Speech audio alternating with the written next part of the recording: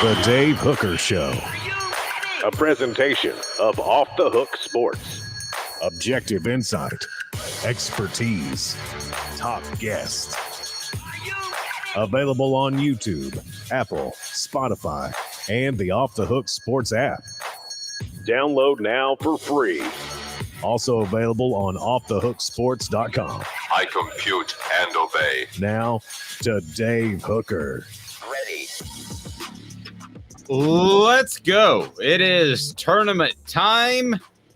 Tennessee spring practice is about to begin, just a few days away. And Georgia apparently is in NCAA trouble. We'll get to all that and more. First, good morning, Caleb Calhoun. How are you? I shouldn't say good morning anymore because we broadcast at different times and soon to add a couple of, I believe, radio stations near you. So I will just say good day. How about that? I'm out of that habit. No more good morning for you, Caleb. It is only good day, sir. Well, we still start at 10, and for those who remember who attended Tennessee for at least a period of time, which I did, when you had the free meal plan, breakfast was served until 10:30. Therefore, you get to say good morning until 10:30. Okay, I can roll with that. But when we're on all these different stations and stuff, and it airs at 7 o'clock at night, it's going to sound a little bit goofy if we say good morning. So maybe we'll revisit that in a private Off the Hook Sports meeting. Good Wednesday, March the whatever. Yes, that's exactly what we'll say. So good. Well, I mean, some might even broadcast it. Anyway, so here we go. Off and rolling. Ron Slay scheduled to join us as March Madness is in full effect. I've got a friend who I haven't invited myself yet, but I could. I get the feeling, and he's going to Harrah's Casino for the upcoming NCAA tournament. And I've often thought that the Super Bowl is a little overrated in that regard. I would rather go to March Madness and the NCAA tournament if I'm going to do a casino day and sit at a sports book all day. What about you? Because you've done this before. Didn't you do this during the Super Bowl, or when did you last do this? No, I did it last year covering the Georgia game. Did a bunch of prop bets and had a horrible game. I mean, had a horrible. That's all you remember. You don't remember what was on the buffet. You don't remember what the waitress looked like. You just remember that things didn't go so well at the sports book. I appreciate that. Yeah. The thing with March Madness is you have to be careful with this because, and I got sucked in it with the Super Bowl. So I think March Madness, it depends on whether or not you're the casino or whether or not you're the gambler. If you're the gambler, you probably like the Super Bowl better. There's different ways to make money. Because when you go to March Madness or when you start going to a casino for March Madness, you're going to get swept up by some parlays, man. They're going to suck you in, and never do that with college basketball. But people will sit there and say, they'll try to take the simplest parlays, not even like spread. They'll take money line parlays. Like, I'll just take all 1 and 2 seeds to win. And one of them loses when you do that. So am I allowed to invite myself? Because it's a potential client I really want to work with, and I'd be at a casino all weekend watching March Madness. Can I invite myself to that? Yeah, why not? Okay, I think I will. I mean, watching games at casinos is actually so much more fun than watching them at home or being at a bar or even being at the game. Sweet. All right, hit that thumbs up button, like it. We greatly appreciate that. Already a big crew on board in the morning. Raleigh says, good morning, guys. Dave, I like that jacket. Where do you get it? My mom buys all my clothes because that's the only thing you can really buy me, because if there's something I want, I just go buy it myself. I don't know, like a website. And she always goes to like Marshall's and gets it's polo stuff, but she only pays like half price because we're cheap, poor. But it is a great jacket and I love it. Thank you. And so Raleigh says, say good day. We will beware the Ides of March, says Travis. I think Tennessee should. Tennessee at number 5 in Fox Sports pre-spring ball poll. They should be in the top 3. I'm going to give them, though, a little respect for having them in the top 5. I'll take that, and we'll dive into that, if not today, then tomorrow. So I kind of think that's respectful. Caleb, you? Yeah, I mean, if they're top 5 in the preseason poll, I mean, I thought they should have been top 5 when they finished. I wouldn't have had them top 5 in my preseason poll, though, so I'm going to give them respect for that. Although we talked about it, by default, we kind of did earlier this year. We were like, it's hard to see more than 4 teams better than them. But it really is. I mean, the bottom line, because you don't think TCU is going to repeat what they did. Let's assume the quarterback position works itself out at Tennessee. And then you've got Georgia's going to be Georgia. They're going to find a quarterback, I believe, although there are NCAA issues there now that we're going to talk about on the program. Ohio State and or Michigan are going to be Ohio State and or Michigan despite losses. So, yeah, I mean, it's difficult to find 4 teams that are considerably better at this point. But that is football, which we will talk plenty about. We're going to have a complete breakdown of spring practice and Tennessee when they get rolling position by position. But first, we've got to get to something else, and that is today's tough question, and it's brought to you by our friends at Craft Treats. Today's tough question is now. Maybe. Take a side. Take a stand. The Dave Hooker Show, a presentation of offthehooksports.com. I already put it out on Twitter, so we'll have a good response as we get rolling here. What is good enough as far as Tennessee in the NCAA tournament? It's brought to you by Craft Treats. Craft Treats, go to crafttreats.com. They've got the CBD infused pet treats that will help with your pet's anxiety, arthritis, indigestion issues. Use the promo code Off the Hook. Use the promo code Off the Hook, and they will take care of you. They've also got non-CBD treats as well. Crafttreats.com, promo code Off the Hook. So the question I have for you on this Wednesday, as we are tournament eve, this today, by the way, in case anybody was wondering, and I know you were, is the day where the most vasectomies in the United States of America are performed, because you're supposed to take 2 days off and lay on the couch. So that's what people do. So if anybody is headed that way, God bless. I hope everything works out well. I haven't done that yet, but it's a matter of time. So, goodness gracious, I got a 20-year-old and an 18-year-old. I can't imagine a surprise. So here we go. Today's tough question. What is good enough? Is it win 1? Is it win 2, which would be the Sweet 16? Is it Elite 8 or Final 4? So, Caleb, I'm going to put you in somewhat of a difficult predicament here. And that is, I want to ask you what you think is good enough for Tennessee fans. Not what you think is good enough, because some people have said we're pretty critical of Rick Barnes, which is fair. And I just want to ask you, what do you think Tennessee fans will say? And then what do you think is good enough for a Tennessee basketball program that I believe has been undervalued and underrated for about 15, 20 years? I think for Tennessee fans, round of 32 is good enough. I do. I think they should expect Sweet 16 for this team specifically, but I think they're going to be okay with round of 32. That's okay. But I did something sneaky on our poll. Did you see it? What'd you do? I left out round of 32. So you've either got to take. No, I did leave out. No, win 1 would be round of 32. So I'm sorry. Continue your thought. Yes, I think round of 32 is going to be good enough. If it's round of 32, Tennessee fans are going to look at it and say, "Hey, we're where we wanted to be in basketball," and they're going to. And I know you hate settling, but that's what they're going to do. And I think that 5 straight NCAA tournaments is going to be enough.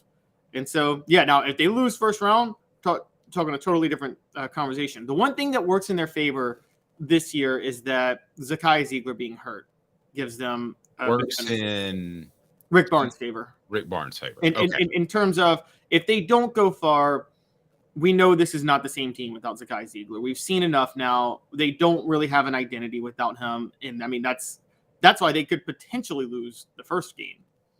Well, I'm going to go ahead and tell you, I think that based off the poll and based off talking to people, I think win 1 and play a tight game with Duke, because they're Duke, even though most people can't name 3 players off Duke's team, because, as you pointed out, it's not a regular season sport. I think most people would say win 1 and a tight game with Duke, and bam, I'm good to go. I feel good about that. Got some exposure with Duke. I don't think you should feel like that. I think you should feel like the Sweet 16 is a bare minimum each and every year. And I know those are high expectations, but I said this before earlier in the week. I think that in terms of Tennessee, they should be in the Final Four once every 5 years and make the tournament each and every year. So I think according to Dave, Tennessee should be Duke in basketball and Alabama in football. Yes, they've got the money. Why can't they be? No, I mean, I get it. I get it. You're right. They do have the money. They shouldn't. They have the resources to not settle for less. Okay, here we go. Last time Tennessee was a 4 seed was in 2000. They are a 4 seed now. Play Louisiana, then potentially Duke in the second round. How did they do back in 2000 when they were a 4 seed? I was there. I remember, and that was quite something. Last time they were a 4 seed, how did Tennessee do? They were the 4 seed. And by the way, we talked about this yesterday.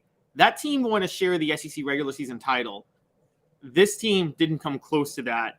They somehow both got 4 seeds. You're right. That's respect for Rick Barnes versus no respect for Jerry Green, because there's no reason that Jerry Green team shouldn't have gotten a 3 or a 2 seed in the tournament.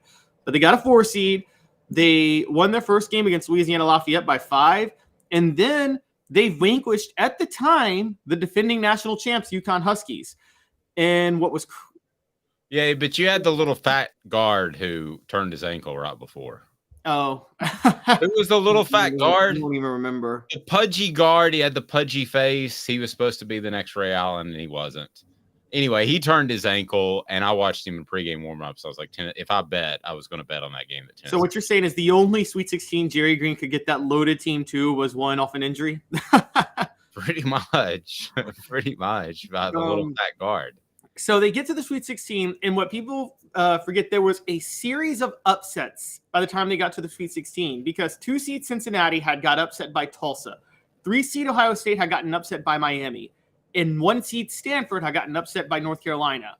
So Tennessee was playing not your father's North Carolina. They were playing a Posteen Smith, not yet Roy Williams, North Carolina program that was an 8 seed. And Tennessee was far and away the highest seed in this bracket. And it looked like their first Final Four was en route. They got a 9-point lead against North Carolina with about, 10 minutes to go in the Sweet 16. And you bring up Julius Peppers coming in. I bring up Jerry Green decides, hey, let's just shoot a bunch of threes with 30 seconds on the shot clock the rest of the way. If Brendan Hayward doesn't get in foul trouble, they win that game easily, because Julius Peppers came in because Hayward got in foul trouble. And then suddenly it was like everything changed. And I'll blame Mark Packer of WVLT in Knoxville, because he came up to me and he goes, looks like they got this one, which you never say during a game, Never. Especially in the media, because you have a vested interest, because you want to go to the next site and the next site, and you want to cover a Final Four. That was a pretty good run for Dave. That was a Fiesta Bowl, Super Bowl, Women's Final Four, and the series we're talking about against UNC in my first 3 months at the WNOX. So I was off and running and pretty happy about my travel schedule. But that UNC game is one they should have won. By the way, it was Khalid El-Amin. That was the fat UConn guard. Do you remember him now? I do not, actually. He was a pudgy little guard. He was good. Be sure and click the like button. We appreciate that. And if you haven't subscribed at this point, you need to do so. So that was the last time. And I believe they would have beaten Tulsa. They would have played Tulsa. So they had every opportunity to make the Final Four. It was laid out for them, and that just didn't happen. Now, you go back to 1999. Did you mention this one lost to Southwest Missouri State by 30? Do you remember that? I don't remember it, because at the time I was living in Memphis, and actually I was so young at the time that it was like, while Tennessee football was big in Memphis, the only big thing in Memphis basketball-wise was Memphis basketball. Well, they played Delaware the game before Southwest Missouri State, and my goodness, I think it was like 46-40 was the final. It set basketball back 15 years. They had to just redo the sport altogether. It was terrible. They were going to bring back Bird and Magic to the NBA. It was the worst game I'd ever seen. And then get beat by Southwest Missouri State by 30. I'll never forget that. And then you go back to the Dell Ellis days as a 4 seed. You did some research, young man. Yes. So 1981, I believe. Did I get that right? 1981, yes. So for those who don't understand, the NCAA tournament before 1980 did not do seeding. They just broke teams down by region and where they played. They started the seeding thing to kind of make the brackets and regions a little more competitive, bring a little more competitive balance to it. They started that in 1980. 1981, Tennessee was a 4 seed. At the time, it was only 48 teams in the tournament, so Tennessee got a bye in the first round. And in the second round, they faced VCU. And in overtime, at the buzzer, Dale Ellis hit a game winner to make it 58-56, which sent them to their first Sweet 16 in school history.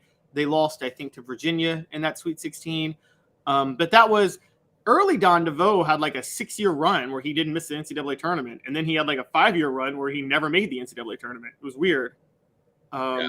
They had a weird couple of coaches back to back in DeVoe and Wade Houston who loved watching his dailies. He was a big soap opera guy during the day. You'd go in and interview. I didn't, but it's before my time.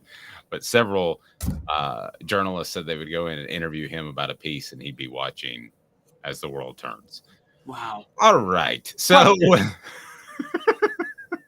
because he didn't have anything better to do, I guess Allen was going to score. So, what are you supposed to put together as far as a game plan? Go score, Allen. Well, and you pointed out that Doug Dickey didn't care that he was watching daytime soap operas. No. Doug Dickey probably pulled up a chair and watched some with it. So my question then was, I know that before Doug Dickey became athletic director in 1985, I did some digging. Apparently, Johnny Majors really wanted the job, which was common at the time to be head coach and athletic director. The basketball job? No, I'm kidding. No, the athletic director job. By the way, early history, like all the legendary Tennessee coaches, like pre-Nalen, they did all coach like basketball. All college coaches back in the day coached all the sports. But Majors, do you think if Majors were athletic director, do you think he would have cared about basketball, or would he have approached it the same way Doug Dickey did? Same. Really? Exact 110% the same. It was already starting to be not a former coach's gig. So I think it would have been exactly the same. Okay. Do you think it would have been much different? I think you would have cared about football and been over backwards. And I just think that Majors was a multi-sport athlete who was a Tennessee guy. So maybe he was the type of guy that wanted to see the other Tennessee sports do well. Like, whereas Doug Dickey was not a Tennessee guy. But I go back to the Isaiah Victor incident, and that's why Kevin O'Neal left Tennessee when it looked like they were building something. And it was a boring offense is what they were building, but they were also building some momentum. And Tennessee bent over backwards for a defensive lineman. You remember the old Prop 48 days? There's something called Prop 48 in recruiting where you could show up and you could practice, but you couldn't play. You weren't eligible to play because your grades weren't quite good enough, but they were good enough to get in school theoretically. So Tennessee fought tooth and nail to make sure the defensive lineman, and you would know his name. It escapes me now. It's been so long, 25 years. But wasn't John Henderson that Prop 48? No, it was slightly before him. It was just I thought it was John Henderson might have been a Prop 48. He couldn't play on the 98 team. You're right. He was a Prop 48. So, but they fought tooth and nail to get a player eligible, and they didn't fight as hard for Isaiah Victor. And that is what really turned Kevin O'Neal off. And now Kevin O'Neal, let's be fair, has probably some psychological issues himself. But that was the beginning of the end, and that's why he just bolted for Marquette in the middle of the night, Lane Kiffin style. So would Johnny Majors have fought the same battles with basketball and other sports that he would have fought with football in those type of situations? And I'm talking about big-time money. I'm talking about busting it so you have those pregame kickoff classics that were so good for publicity. No, I don't think he would have fought those battles. I think he would have fought them like Doug Dickey, and it was all in football and just, let's see what happens in basketball. But again, Caleb, you and I make business decisions every day. We only have so many hours in the day, and there are certain things that benefit off the hook sports by 5%. And if you got to choose between that 5% or the thing that's 95%, that makes an impact in the media world, what are we going to focus on? I don't take it as a shot at those guys. I would have done the same thing, quite frankly. The only reason I do is you bring up that like that was the golden age of college basketball, and it's almost like they missed out on the golden age of college basketball. That's fair, but you didn't have 39 associate athletic directors running around. So there was not enough bandwidth. Right. If you had 39 associate athletic directors, like became the case in the late 90s and early 2000s, throughout the 2000s, then yes, somebody can work on putting that Atlantis tournament together and making sure that Tennessee's in it and they play Duke and Kansas. So I mean, but did you have a dude that was specifically assigned to that? I don't think you did back then. All right, that makes sense. That makes sense. I mean, it was just a different world. I mean, you got to remember, assistant coaches were making $70,000 a year with no multi-year contracts. That's all they wanted. They didn't want to raise. The guys in the 90s just wanted to say, hey, can I get a 2-year contract? They just wanted a job. Yeah, so that I can tell my family I'll be here. That's all they wanted. David Cutcliffe's coaching this guy named Manning, and he was making like $125,000, I believe. Wow. I mean, money's gotten absurd the other direction now, but that was pretty absurd back then. City heating and air conditioning integrity matters. City heat and air portions of the program, including this portion where we're going to break down the college football playoff. How will it compare to March Madness? Is brought to you by City Heating and Air Conditioning. 50 years right there in Knoxville. Your HVAC unit may not need to be replaced. They can save you a ton of money. Don't make a mistake that's going to cost you thousands or tens of thousands of dollars. City Heating and Air Conditioning, cityheatandair.com. You asked the question in our 5 a.m. production meeting, will the 12-team playoff be more exciting than March Madness? And I have to be honest with you. I say it's not even going to be close. That you don't have a lead-in to college basketball like you'll have with football, because you pointed out the regular season is a mess in college basketball, and it is. So you don't have that lead-in. You're going to have a fantastic lead-in of conference championship games with football that are much better than basketball conference tournaments. So you're going to have a lead-in. You're going to have teams trying to make it. A 12-team college football playoff will be second to only in the entire sports universe in the United States of America, not counting the World Cup. It will be second only to the NFL playoffs. And the NBA is bigger than a lot of people in Tennessee realize. But at the end of the day, the college football playoff will be second only to the NFL playoffs, in my opinion. It will leave March Madness in the dust. Thoughts on the message board and thoughts for you, Caleb Calhoun? I'm 1,000% on your side on this. One, it makes the conference championship games so much more entertaining, because all people say they're going to be less relevant. No, they won't, because every conference championship game is going to have a playoff berth at stake or a bye at stake. Every single one that Power 5 ones. And so you're going to be watching that Pac-12 title on a Friday night. You're going to be watching that ACC title between Pittsburgh and Miami on a Saturday. They're all going to have impact. That alone is epic. That first week, I think they're going to do, my guess is they're going to do the first round the week after the conference championship games, which, I would think you would have a week or two break, wouldn't you? Not the month break. Because you got bowl season. Bowl season begins the week after that. And they already leave that date open for the Army-Navy game. I know I sound like the most unpatriotic person ever. You shouldn't shut down a whole Saturday of college football just for that game. Yes, you should. You're like a Rusky.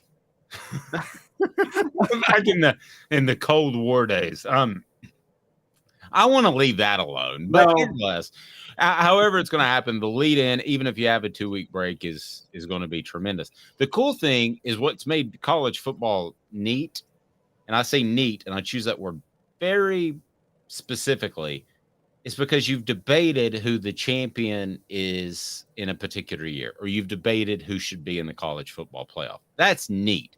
Doesn't make a lot of sense. It ain't logical, but it is what it is. So when you'll still have that neat aspect of teams that are at that 13 spot trying to get to 12. But here's what you will have. LSU last year would have known, if you win, you're going to make the college football playoff. You don't have to hope that other things fall in your favor. So LSU fans were hoping they would make it by winning last year and beating Georgia. They don't have to hope. You know that you win and you're in, so that's a playoff atmosphere. So that, to me, the combination of both is going to be pretty special, even though I'm not a big fan of the neat factor, but I like it. Yeah, no, I'm with you. That's what it keeps the regular season relevant because, like you said, there's only 6 at-large spots, or winning your conference, so you really only have 7 spots, no matter to get in. And if you're in a lesser conference, you only have 1 spot. But so there's that. So all the games still matter, and then there's the whole concept of getting a first-round bye, which makes the regular season matter. And if you don't get a first-round bye, you want to play closer to your campus in that first week, which they're going to do. So I agree. It doesn't matter that it's neat. It creates a situation where you constantly have something to play for. And then when the playoff hits, I mean, look, I love bowl season. Dave, you love bowl season. But I mean, if you do move it back, I'll give you that. I don't want them to move it back. I'm sick of the Army-Navy game taking up its own time, its own days. But if you are going to do that, that's actually more exciting because that first Saturday of bowls is like, okay, like now we got more than just the random corporation I've never heard of in the Bahamas Bowl. And, Yes. And so I think and by the way, it makes, I think they're going to incorporate all the major bowls into this. So none of the bowls will be consolations anymore, which I think that's the one thing the BCS did. It ruined the fact that like the Rose Bowl shouldn't be designated as a consolation bowl once every 3 years. The Rose Bowl every single year should have national title implications. Same with the Sugar Bowl. I agree. And if you look at some of these bowl names, I hadn't thought about this till now. They usually are the first identifier of a major economic collapse. Like there was a home rate mortgage bowl. There was a GoDaddy.com bowl. The .coms busted. So I don't know what you're investing in, but don't make it the businesses that name bowls after themselves. So we had a question. Can Tennessee beat Duke in the round of 32 this weekend?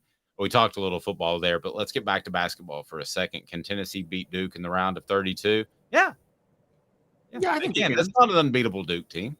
I don't think it'd be shocking at all if they won. I'm picking Duke personally, but I mean, I wouldn't, if Duke's favored by 10, I'm taking Tennessee on the spread. So, like, yeah, I'm still picking, but I think they could beat Duke. What is more shocking to you? Tennessee loses the first game or makes the Elite Eight? Makes the Elite Eight is more shocking. I don't think they're making the Elite Eight. See, I don't think they're losing. I don't think they're making the Elite Eight either, but I don't think they're losing to Louisiana. All right, let me do my gambling odds real quick and how I play this. This is how casinos get you on parlays, guys. Okay. Well, that's why you should never play parlays in the first place. Yes, exactly. But they have a roughly less than 50% chance, I think, of beating Duke and beating Purdue. Now, beating both of those teams, I think it's doing a roughly less than 50% chance of something twice goes down to like less than 25%. I say they have right at about a 25% chance of losing the game Thursday. 25%. Okay, well, I go 25%. Yeah, there's a less than 25% chance that they beat both Duke and Purdue. I think I would have it more along the line. Have you seen the spread on the game, by the way, on the Louisiana game? Last time I checked, they were double-digit favorites, but I don't know if they're still double-digit favorites. I'm looking it up now. Well, they're favored by 10.5. Okay, I think there's about a 10% chance they lose in the first game against Louisiana. I think there's about a 25% chance something happens right in front of them in the bracket because it's crazy. It's March Madness and they make the Elite Eight. So I'll say more likely between the two, the Elite Eight. Coming up, we are going to talk some realignment. Is the SEC done expanding? Perhaps. I've been led to believe as much. I'll share some of my the context of some of my interview with Greg Sankey last year, and also some news coming out about realignment, what that could mean. I think there's going to be another move, but I don't necessarily know that it's going to be before the college football playoff goes into effect next year. I'll tell you why. Stay tuned. He's Caleb Calhoun. I'm Dave Hooker. Off the Hook Sports. Give me 2 minutes. Family has been creating jewelry since 1986, each piece unique with a story all its own. I'm Rick Terry with Rick Terry Jewelry Designs. I'm a jeweler, and I want to be your jeweler. We're grateful that you chose us to be Knoxville's best jeweler. My family and staff look forward to serving you. So please come see us. Kingston Pike and Campbell Station Road in the heart of Farragut and downtown on Gay Street, right next to the Tennessee Theater. Inflation has risen to the highest level in over 40 years, according to the April 2022 U.S. Inflation Calculator. Will your investments provide you the income you need in retirement? Are you losing purchasing power of your savings due to inflation? Simply stated, if the cost of goods and services are 8% higher and you're only earning 4% in your investments, that money buys you less of what you need. Right now is the time to act. Call Guardian Investment Advisors today. Hey folks, Gary Viles here. I want to personally invite you to North Knoxville's newest sports bar and restaurant. It's Big Orange Phillies, located in Black Oak Center. And yes folks, it's happening in Halls. Big Orange Phillies offers family-friendly environment with homemade meals and the best deli-style subs around. Billiards, darts, jukebox, shuffleboard, and cornhole, and a full bar. We also offer valet parking on weekends and during special events. We even have a covered back patio. It's happening at Big Orange Phillies. We want, we need, and we appreciate your business. Hi, Mike Davis here with City Heating and Air, reminding you to always dare to compare. Our team provides quality local heating and air service, installation, and maintenance across East Tennessee. We use only the best equipment like American Standard heating and air conditioning for your residential, new construction, or commercial needs. Honesty, dependability, and customer satisfaction have been the cornerstones of our business since 1961. City Heat and Air. Dare to compare. Chattanooga, we're at it again. For the 5th year in a row, you voted us best of the best criminal and DUI law firm. And finalists for best law firm and best personal injury firm. Thank you for the love, Chattanooga. We won't let you down. Do you want to own the more that owns every job? Then get to Vassey Lawn and Garden in Cleveland and get you a Toro. I'm David Vassey, here to talk to you about Toro. With a Toro Zero Turn, you'll get more out of every minute and you'll reach the finish line faster. At Vassey's, we like to say, no matter if you're mowing 3 acres a week or 11 lawns a day, homeowners and business owners alike find confidence in equipment they can trust from top to bottom. Vassey Lawn and Garden, Highway 60 North in Cleveland. Man alive, it's worth the drive. Got cataracts? We can fix that. Never miss another moment. With a little help from Doctors Campbell, Cunningham, Taylor, and Hahn at cctis.com. You're listening to The Dave Hooker Show, a presentation of OffTheHookSports.com. The internet is full of pictures of each and every one of you. Available on YouTube, Apple, Spotify, and the Off the Hook Sports app. Download now for free. Is there nothing you people can't do? Also available on OffTheHookSports.com. Portions of the program brought to you by Zool Beer, the official craft beer of Off the Hook Sports, xulbeer.com.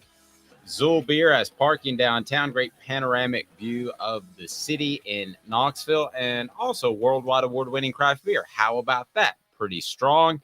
I asked the question, what would make you happy with March Madness? And from John, I got it depends on if the team versus Alabama shows up or the team versus Colorado shows up. That is one thing that's frustrating about this team. Please hit the like button and the thumbs up. We appreciate that. It helps us open up to more channels. And for a defensive team that should know itself, the inconsistency is befuddling, Caleb. If you're a defensive team, shouldn't you be consistently a defensive team that's in games? And well, they have usually been a defensive team. I want to defend their defense on that. I think there's two factors. Missouri is a different type of matchup because Missouri is just so efficient offensively shooting. And that last game against Missouri, they played without Zakai Ziegler. And again, their defense is a totally different defense without Zakai Ziegler. Most of their losses we saw this year was when their offense just got lost for long spurts. And this has actually been a problem with Rick Barnes for a long time. Even the Grant Williams and Admiral Schofield years, when they were number one for 4 weeks, they had games, they had periods in those games, I mean long stretches. We're talking 5, 7, 10 minutes where they couldn't buy a bucket. They just couldn't score. In that tournament, they were a 2 seed. They played Iowa in the second round. They built a 25-point lead on Iowa, and Iowa came back and took it to overtime, and they needed overtime to win. I mean, so this is just, it's a Barnes thing. the problem is they just have these dry spells on offense. I mean, just long, insane dry spells that just make you want to pull your hair out when you're covering them. Want to talk some expansion or lack thereof, also how that will affect the pack, whatever it is now. Just fill in a number. It seems like it changes from day to day. And the Big Ten. But first, it is my favorite segment because it's based off Norm Macdonald. You got to love Norm. Give me on the message board what would make you happy with March Madness. How deep does Tennessee need to go to make you pleased with the run and this season? But first, it's time for What the H? What the? What was he thinking? Release the hounds. The Dave Hooker Show. Keep cool. A presentation of OffTheHookSports.com. Today brought to you by Campbell, Cunningham, Taylor, and Hahn. I can see I had LASIK, no glasses, no contacts. It's unbelievable. I can see up close and see far away, and they're local. You'll love Campbell, Cunningham, Taylor, and Hahn. So this coming from Jason McIntyre. Now, Jason McIntyre is with Fox Sports, so I haven't seen this reported elsewhere. This is pretty new, but I expect it to spread like kudzu, as my grandfather used to say. He says on a tweet, sounds like we're going to hear in the coming days, weeks about the Georgia Bulldogs football program and recruiting violations. NCAA is doing more than poking around. Nervous football office right now in Athens. My quote guess is slap on the wrist. So I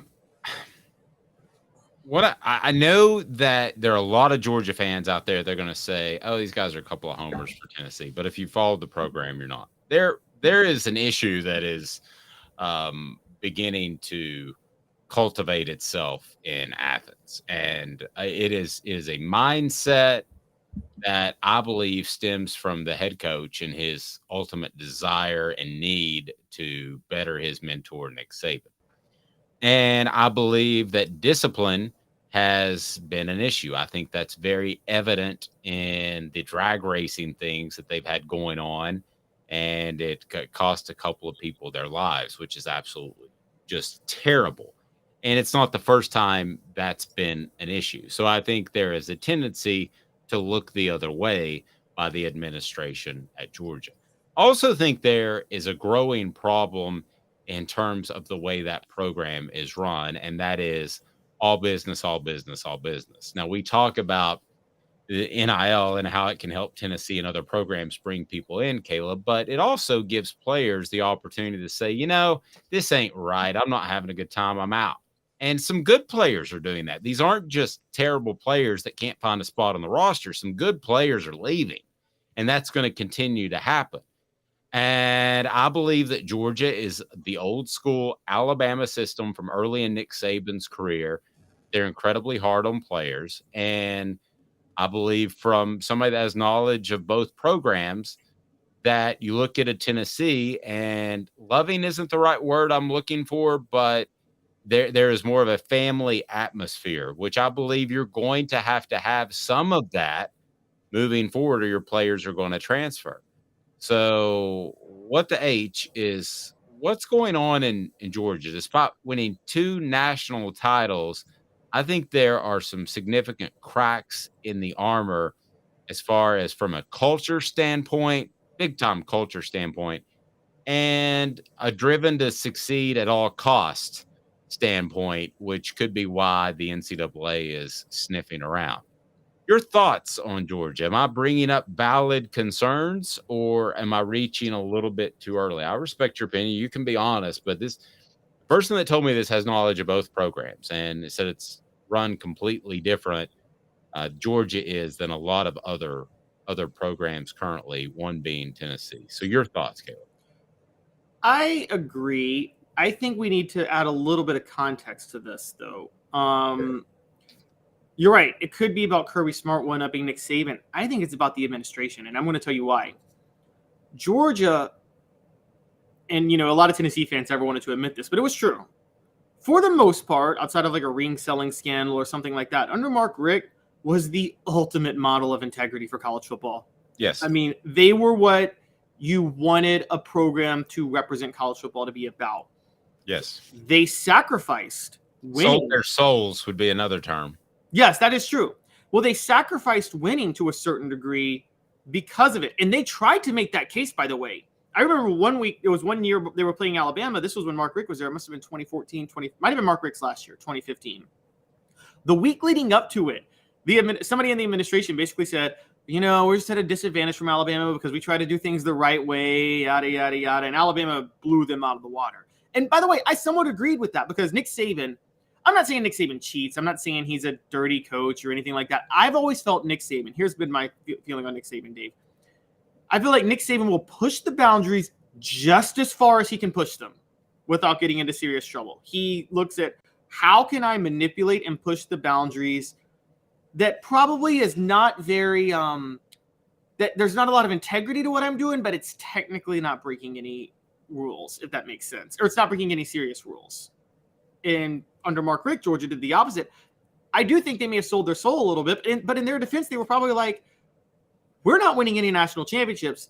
Other schools are. They're rubbing it in our face that we're not winning national championships when we're trying to uphold these standards. You know what? Forget it. Middle finger to everybody. We're not going to care anymore. Right. And I think it would be the same as if Notre Dame finally says one day overnight, we're done putting these academic standards on our players. We're over it. We're tired of losing.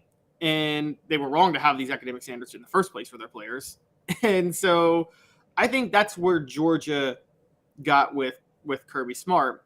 So in Georgia's defense, I guess is what I'm saying, I think they've gone completely the other way. And they have no idea how to walk that fine line that Nick Saban knows how to walk, which is, again, push the boundaries, as they said about Slytherins in Harry Potter. The good Slytherin has a certain disregard for the rules. I have no idea what that means, but I want to hear your thoughts. Am I being soft on the message board and via Twitter? Am I just being soft saying that you win 2 national championships, but your program is running afoul now, possibly of the NCAA, legal authorities, morality when you're drag racing out in the street? And if I'm being soft, tell me. Would you rather have the 2 championships and people literally getting killed in the street? I think there has to be a better medium than that. And for those that think that, well, what does it matter? You've got Kirby Smart and he's going to continue to win for the next 20 years. So who cares? This will be a bump in the road. They'll get through it. He'll fix that. Don't be so sure, because Nebraska was incredibly dominant in the 90s. And then you had Lawrence Phillips. You had some other players go awry. You've had Miami issues where they were incredibly dominant, and NCAA issues threw them off of decades-long domination. So don't be so sure, Georgia fan that's out there that's looking at me saying, hey, his logo's orange. You must just be a Tennessee fan and a homer. Georgia fan, ask yourself if this at some point ends and how it ends. Because if you think it ends with Kirby Smart doing what Nick Saban is going to do and just riding off into the sunset and everything's fine, I got some bad news for you. I don't think that's going to be the case. I think you're either going to have a guy who does get in trouble, who gets burned out. I think Nick Saban's a 1 in a million. I don't think you're going to have a Kirby Smart coach for 20 years and just ride off into the sunset. I don't think he'll go to the NFL because of his ties to Georgia, but I think there's a great chance that this ends in a negative way for Georgia. Now, they may win 2 more championships before that time, Caleb, but I just think there are some cracks in the foundation there that they should be concerned about, and Georgia fans should be concerned about. Yeah, and I think the best example, ask Florida about this when they rubbed everybody's nose with Urban Meyer. I mean, they hid behind, don't you remember? We've got a great Christian quarterback. Yeah, but you also got a guy calling black security guards the N-word at country concerts. You got a guy killing people. You got a guy telling his girlfriend it's time to die. Killed people twice. Killed people twice. Killed people twice. You got a player trying to literally gouge a player's eyes out on the football field. And everyone's like, yeah, I'll suspend him for a half because I'm Urban Meyer and I can do that. And then you had Urban Meyer go to Ohio State and say, yeah, I'm going to take this guy who was beating his wife and I'm going to put him on my staff. And I don't care because I'm Urban Meyer. Urban Meyer is a disgraced name in college football now. Nobody respects him across the sport. Doesn't mean he may not get hired again because he's a bad dude, but he is a great coach. But Urban Meyer did not leave Florida amicably, nor did he leave Ohio State amicably. So it did not end well. The Nebraska thing, I'm going to push back. I think the triple option was on its way out, and Tom Osborne just found a couple of the right guys to run it in the 90s. But I think by the 90s, by the time the 80s came and Miami brought in that 4-3 defense with Jimmy Johnson, Tennessee did the same thing with Larry Lacewell. I think when you started to get athletes to the type of athletes you got, I don't think the triple option was long for this world as far as a national championship program was. I think Nebraska just kind of hit it at the right time in the mid-90s, if that makes sense. And then they ran against a coach in 97 who did not know how to defend anything but a standard pro-style offense. Well, and they got a Tommy Franklin who was a perfect fit. Tommy Frazier. Excuse me. I mean, he was just the perfect fit. You could have run that at the same time, and had he not gone to Nebraska, it would have been way different. But that guy was an absolute hoss. I mean, I do think they let. I think big picture they let discipline slip, which I wonder if that's happening already at Georgia. Tennessee was guilty of that. After they won a championship game, they won the national championship. I think it started to slip at that very moment. I think it slipped from 99, 2000, 2001. And I will still argue you saw it on the field in that 2001 SEC championship game. There was a Julian Battle dropped interception. There was a Dante Stallworth fumble, a Travis Stevens fumble. I think when you run an undisciplined program, as far as how you work with the community, it ends up showing up on the field at some point. Now, you may be so dominant that you overcome that, but I think it ends up showing up on the field. Yeah. I mean, the story that stands out to me, I forget who wrote the book. Someone wrote a book about the 2005 team. It was called Orange Crush was the name of the book. And they talked about how there was a noticeable difference. I forgot that book. It's by Darren Epps, who worked at the Chattanooga Times Free Press. Okay, that's who it was by? Okay. Well, it was supposed to be a book about how everything was fantastic in 2005. And then it collapsed. And then it totally collapsed. I was like, Darren, you still writing that book? And he goes, yeah, I guess. Well, it was a good one. I think he's in logistics now. Well, one of the things I remember was there was a chapter in the book that talked about players from the 90s, like the mid-90s, that played up to the national championship team, who would come back for practice in the 2000s, talked about a noticeable difference in Fulmer's demeanor, in that he was much less intense with the players by the 2000s, just seemed to be a little more like you talk about CEO. I mean, and here's a guy who let Albert Hainsworth chase somebody out for practice with a 10-foot pole and let him come back into practice after that. Yes, he came back with the 10-foot pole. Okay, that's right. So he was escorted from practice and then tried to commit a felony right there on the practice field. And I'll never forget Chris Lowe, now of ESPN, with the Tennessean at the time, because the rule was you could report on practice as long as you ask about it. You and I have talked about it. So if you said, for instance, it looked like, trying to think of a good example. Jason Witten was lined up wide. Do you think you can utilize him as a receiver? The rule was Philip would say, well, no, you don't want to. I don't want that out there. So there were only 5 trusted reporters, and you knew where it would come from. You can't do that now. There's like 50 dudes that show up over there, half of which I don't know how they got a credential. I guess you can buy them on StubHub. But that was the way things worked. And I remember Chris Lowe of ESPN said, but Philip, what if Albert Hainsworth had have actually hit Will Offenhusel with the bar? And the classic response, and those of you that know me know I don't curse, but Philip's classic response is, damn it, he didn't hit him, Chris. But you're right. That was a sign. And did Albert play that week? Yes, he did. And do you think Nick Saban would have let Albert Hainsworth play? I don't know. Because I haven't been to hundreds of his practices like I was with Fulmer. So I can't I think he probably would not have played, but I can't remember who they were playing that week. I remember it was cold, so it was probably nobody great. But I would have to go back and look. But I think Kirby Smart would play him. I think Kirby Smart would play him. And we know Josh Heupel wouldn't, because Josh Heupel suspended Jeremy Banks. Yeah. So in the end, it sounds like I'm being all altruistic. I'm really not. I think it's the best way to run a football program. I really believe that. I'm not trying to say that Kirby Smart's a bad dude, so he's doing bad things.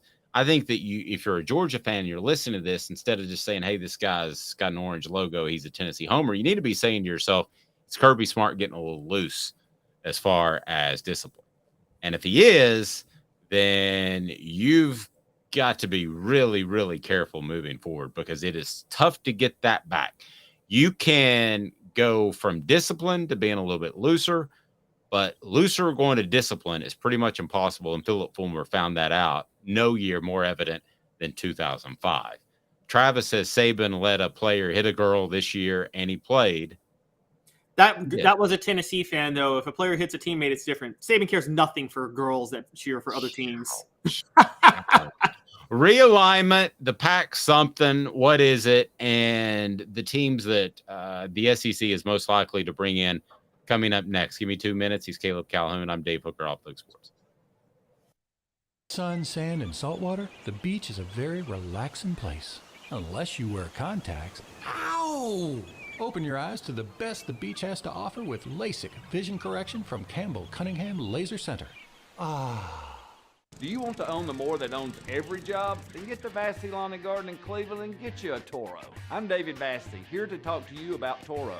With a Toro Zero Turn, you'll get more out of every minute and you'll reach the finish line faster. At Vassey's, we like to say, no matter if you're mowing 3 acres a week or 11 lawns a day, homeowners and business owners alike find confidence in equipment they can trust from top to bottom. Vassey Lawn and Garden, Highway 60 North in Cleveland. Man alive, it's worth the drive. Hey folks, Gary Viles here, Viles Automotive on Calhoun Drive. I've been selling cars here in East Tennessee for 27 years. In that time, I've come to realize it's not about the car. It's about you, the customer. So I'm here to take care of you just like family. Good credit, bad credit, you name it, we can get you taken care of. If we don't have it, we can find it for you. We go across the country to get any vehicle that you want. And here at Viles Automotive, we don't believe in fake numbers. We just give you great deals. And as always, we want, we need, and we appreciate your business. Hi, Mike Davis here with City Heating and Air, reminding you to always dare to compare. Our team provides quality local heating and air service, installation, and maintenance across East Tennessee. We use only the best equipment like American Standard heating and air conditioning for your residential, new construction, or commercial needs. Honesty, dependability, and customer satisfaction have been the cornerstones of our business since 1961. City Heat and Air. Dare to compare. Chattanooga, we're at it again. For the 5th year in a row, you voted us best of the best criminal and DUI law firm. And finalist for best law firm and best personal injury firm. Thank you for the love, Chattanooga. We won't let you down. Our family has been creating jewelry since 1986, each piece unique with a story all its own. I'm Rick Terry with Rick Terry Jewelry Designs. I'm a jeweler, and I want to be your jeweler. We're grateful that you chose us to be Knoxville's best jeweler. My family and staff look forward to serving you. So please come see us. Kingston Pike and Campbell Station Road in the heart of Farragut, and downtown on Gay Street, right next to the Tennessee Theater. To the Dave Hooker Show, a presentation of OffTheHookSports.com. The internet is full of pictures of each and every one of you. Available on YouTube, Apple, Spotify, and the Off the Hook Sports app. Download now for free. Is there nothing you people can't do? Also available on OffTheHookSports.com. Let's talk a little bit of conference realignment, because I think there's some more of that to continue. I don't know that it's going to happen right away. So let's go ahead and get to 4 Downs, brought to you by Andy Mason Real Estate, where we will dive into some conference realignment. Can the SEC and will the SEC expand anytime soon? 4 Downs, brought to you by Andy Mason Realestate.com. 4 Downs. 4 questions. 4 answers. The Dave Hooker Show. 4 Downs, a presentation of offthehooksports.com. Again, brought to you by AndyMasonRealEstate.com. Over 40 years of experience right there in Knoxville. And AndyMasonRealEstate.com will save you thousands, if not tens of thousands of dollars. Best service, best prices. AndyMasonRealEstate.com. It is that simple. So here's what we're going to do at 4 Downs, which is a little bit different. We're going to take some of Greg Sankey's comments on Paul Feinbaum's show, and I'm going to ask you if you believe them or not, Caleb. So here we go. Are you ready? I'm ready. And for the record, for context, this was on an interview he did with Feinbaum last Friday. Right. Okay. So saying, I'm sure that was around the SEC basketball tournament. So he says, quote, "I'm not a recruiter and I respect my colleagues," when he was asked about Oklahoma and Texas. He said Oklahoma and Texas approached him, not the other way around. First down, do you believe that or nay? I actually do believe that. I'm not saying that the SEC wouldn't have approached Oklahoma or Texas in the past, but if they thought there was a realistic chance of them getting Texas, they'd have approached them over Texas A&M 10, 12, however many years ago. So I think that I actually do believe Greg Sankey that Oklahoma and Texas approached the SEC. At the very least, I think Oklahoma might have. And I think the SEC saw blood and was like, oh, we could get Texas if we get Oklahoma. I believe that for the reasons you just said and the leak that Texas and Oklahoma were joining the SEC. It was during SEC media days. The SEC would not have timed it out like that. And it was like with the St. Times Pioneer Press or something that broke the story. So I think it came from Texas or Oklahoma. And I don't think that Greg Sankey was actively looking for teams. But by the same token, I think the door was open at any point. Second down, Sankey said, we need a time of setting, a time of collaboration. Do you agree with that? In other words, what I was speaking to earlier, and that is that let's let this 12-team playoff settle in and kind of see what happens before you start adding more teams. Do you believe that is his mindset? No, I don't. I think that he is thinking ahead, but I don't think if anything, that's to deter the Big Ten from expanding further, because he doesn't want them to poach potential teams that they would go for if expansion continued. I'm going to go weak sauce on this, and then I'm going to half agree. We need a time of settling, a time of collaboration. I think that's true. I think there are some schools, Notre Dame specifically, that you would take if they called and you would get it done by this afternoon. So I don't think that's 100% true, but I do think that's his mindset. Third down, we will be the 16-team super conference starting in 2024. That, according to Greg Sankey, is that statement true? Third down. That's absolutely true. That's absolutely true. I mean, the Big Ten could expand to 24 teams, and the SEC 16 would still be a super conference given the brands that are in that conference. Well, okay, I'm going to disagree because I don't think it's a super conference without Big Ten representation. Now, a super conference to me has representation from all over the country. That's what I define it as. Now, it may be the superest conference, if that's not a word, but it may be the most super conference, and better than the Big Ten. But I would argue that to be a super conference of 32 teams, you're going to need representation from out west. You're going to need representation from the Big Ten area. So I don't think that's a super conference. And in the way I envision it, I don't think 16 teams is it. Now, he also said, as far as scheduling format, 1 team, 8 games, or 3 teams, 9 games with a permanent opponent. Said the analytics prove that actually brings more competitive balance than divisions. Do you think that the SEC will have divisions in 2024? I'm going to go first on that. I think that's a heck of a hint. that they're not going to have divisions and they're going to have something else, which is not what we've been led to believe to this point. I don't think anybody knows, quite frankly, Caleb.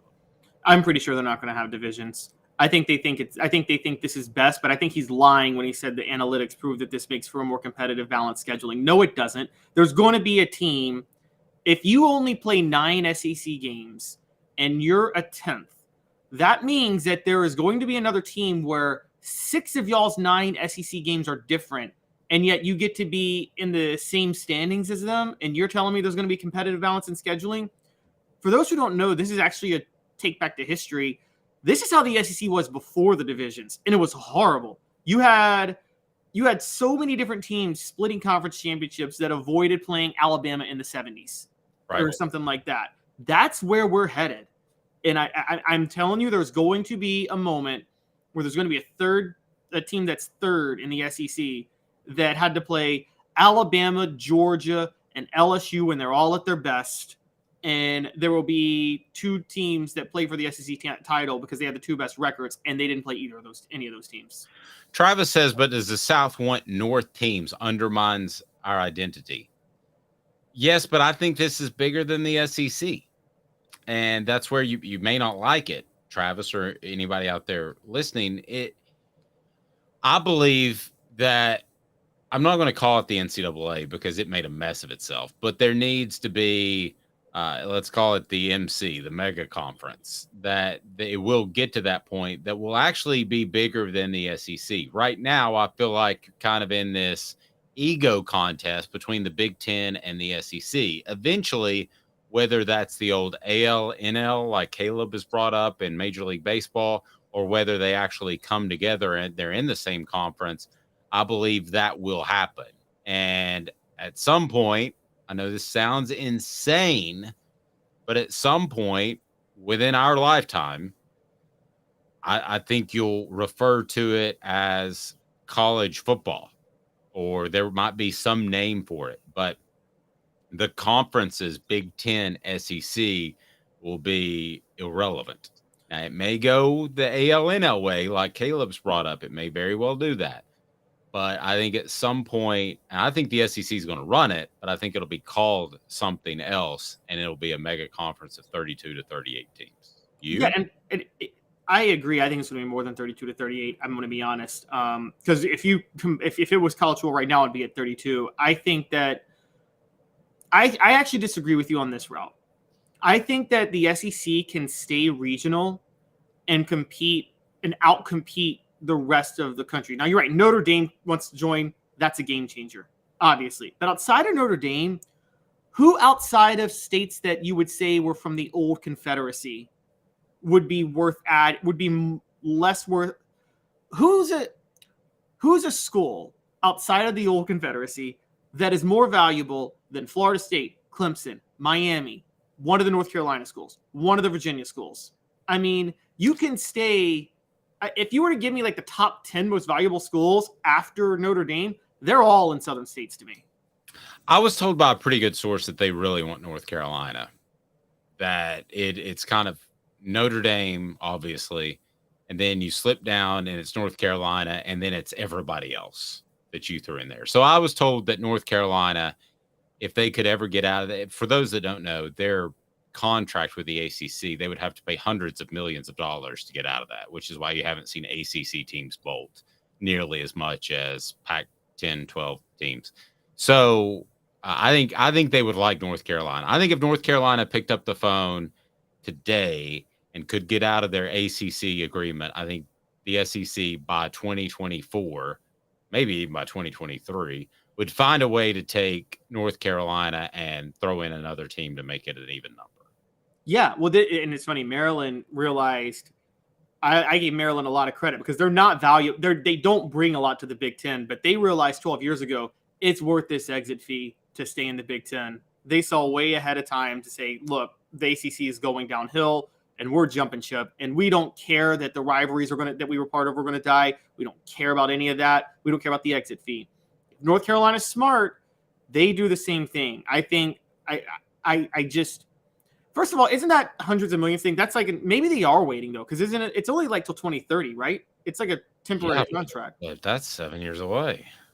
I mean, good Lord, I'll be pushing 60 by then, Caleb. Yeah, but would you really spend $100 million just for 7 extra years? Can you get that $100 million back for 7 extra years in the SEC? Can you make up the difference of what you're going to get in the ACC? $100 million in 7 years. Dudes get paid a lot more than me to figure that out. Because I'm with you. North Carolina is like and I really want a Virginia school in the SEC too. I want a North Carolina and a Virginia school. I think Virginia Tech is such a perfect fit. I think Tennessee and Virginia Tech always should have been a natural rivalry, honestly. SC Scout Guy says, could you see a scenario where football breaks away from the other sports, i.e. the SEC remains a conference for basketball and baseball, etc., but football is all together? That's exactly what I think will happen. Because it is absolutely stupid that Southern California and UCLA are playing Purdue in basketball as opposed to playing Arizona and Arizona State and Cal. You have those rivalries that we haven't even talked about. Okay, with football, that's all we've cared about, but we haven't even talked about the fact that they're throwing all those rivalries away. And you know, there's I know this is much smaller, but there are some places where gymnastics has big rivalries, and there are other sports besides football. Football is the lion's share, and I get that, but all these decisions have been made off of football. So, Caleb, I could see football breaking away, and you would have the SEC and baseball and basketball. Yeah, you know what's funny? I could, but football's such a driver at that point. If you're the SEC and the Big Ten, why don't you collude and just start it for every sport? Because then you're going to get all the best players in college basketball too. But here's the thing that's so stupid, just logistically. I mean, think about the fact that Southern Cal, their volleyball team is going to have to fly to Rutgers at some point and play Rutgers. And, on a weeknight. Yeah. And like 100 people will be in the stands, and they will have spent $100,000 in travel to and from. That's stupid. That's just stupid. I mean, that is logic. I don't use stupid a lot, but that's not ignorant. That's stupid. That's logically dumb. It is. It's no dumb. I mean, it's not much dumber than Nebraska already has to travel to Jersey to play Rutgers. I mean, I know it's further with USC, but I mean, you know, this is why, for the record, this is why Hawaii was never in a major conference. Think about it. Teams have to play Hawaii in the Mountain West WAC, whatever it is. And you got to, on a weeknight, fly to Hawaii to play them in a basketball game. And so, you know, what do you do? I remember and I remember they tried to promote that with that duck, and it always go whack, whack. It's bad. Caleb, that was a bad joke. Aflac. Oh, yeah. Whack, whack, whack. It's bad. I want to apologize. Oh, Lord. Yeah, right off the get for that. We might even use the very rarely used rim shot for that. Or just maybe, how about just... By the way, that's what that joke was worth. It's crickets. It's bad. Take your shots. You're going to miss occasionally. The funny thing about the Big Ten is people look at the SEC as a traditionalist because they want to be regional, but they can be regional without being traditionalist. The SEC is usually the one that breaks the mold. The Big Ten is the traditionalist. If the Big Ten schools were smart, if Michigan were smart, I'm just going to say it, and if Ohio State were smart, they would raise their stadiums and build domes. Because if you want to have the type of team that competes in January where all the games are played in warm weather, they have to construct these power-heavy teams that can compete in the elements that you see in Big Ten football. And then January comes, and those teams are not built for speed in games in Arizona or Georgia. They're just not. This leads us to another topic I know you wanted to dive into. Is the Pac-12 Big 12 merger even relevant? In a lot of ways, I think that it's not. I think it's the way for I think it's the way to survive for those teams. But ultimately, if there is this super conference of 32, 38, 48 teams, whatever it's going to be, they're going to cherry pick the teams they won. They're not going to say, oh, we'll take Washington State because we want Washington, and they're now in this Pac Big 12 thingy. So we're going to take Washington State. I don't really think it matters long term. You're going to take the teams you want, and you're not going to be forced into taking a team you don't want just because they're in some sort of made up conference. No, yeah, that's not going to stop them at all. And no team is going to agree to some ridiculous exit fee like the teams with the ACC did to join that conference. So I think this Pac-12 Big 12 alliance, more than anything, if it happens, would be to stave off the American poaching some of these. Because right now the Big 12 or Pac-12 could fall to a group of 5 conference could overtake them. And so I'm with you. I think that, look, I'm with you. This is all going to stabilize itself one day. We don't know when, but there's going to be one or two super conferences that get the teams they want, and then everybody else, and there's going to be some sort of, I agree, I think AL, NL. I think the Big 12 and Pac-12 merger is to position themselves for that, knowing that they're probably going to lose some other teams. Let's be honest, Dave. Oregon's going to the Big 10. I don't know when. I don't know how it's going to format. Oregon's going to be in the Big 10 before 2030. They just will. And if you lose Oregon, how can you even have a Big 12, Pac-12? They're not just going to lose Oregon. They're going to lose Washington. Well, then all this talk is, and that's what you mentioned. And they're going to lose Stanford or Cal, one of those two. Yeah, those are the teams you want. You don't care about Washington State or Oregon State. No, you want Oregon because Oregon's a blue blood, and then you want Washington because you get the Seattle market, and you want Stanford or Cal because you get the San Francisco market. And Elias says zero trust between the schools. Yeah, well, blame that on Southern California and UCLA. They just gave their big middle finger to everybody and just blame it on Larry Scott. Larry Scott signed this dumbest TV deal of all time. The Pac-12 commissioner. That too. But for goodness sakes, at least Texas, Oklahoma was somewhat regionalized and made some sense. UCLA and USC, it was like they were the last people stranded on the Titanic and they just jumped. They could have stayed there, and I think college football would be better if you had 3 really good conferences. What do you do with USC, Dave, though? What do you do? Try to save the Titanic or get onto another ship? Yeah, I'm getting on a lifeboat. I'm getting on that Big Ten lifeboat as soon as I can, and I'm pushing Leonardo DiCaprio off of the door, and he can go ahead and fend for himself, because I'm sticking right there on that Big 12 plank of wood in the middle of the Atlantic Ocean. Exactly. It's better than being on the Titanic and getting drugged down. What was it they said that was, I think, probably terrible advice? Stay on the boat as long as you can. No, don't. Get on a lifeboat as quickly as you can. Well, yes, exactly. The Titanic, if you can't get on a lifeboat, yes, stay on a boat as long as you can. But you're right. You get on the lifeboat as quickly as you can. But yes, I agree. You got to jump the sinking ship if you can. There's no reason for USC to go down with the ship when USC, and now I will say this. The funny thing is, this is where the Big Ten makes the error. I get it because it helps them with TV markets, but they're still caring. It helps them sell to networks. I think there's more valuable programs long-term than USC. I don't think people care about USC that went to USC anymore. I think Utah is a more valuable college football program than USC. I think I'm right at that age where I'm right in the middle. And it may be partly because my son wants to go there. So we did tour the campus, and I got to see, it's a special place. And I've been to the Rose Bowl, so I think UCLA is pretty special.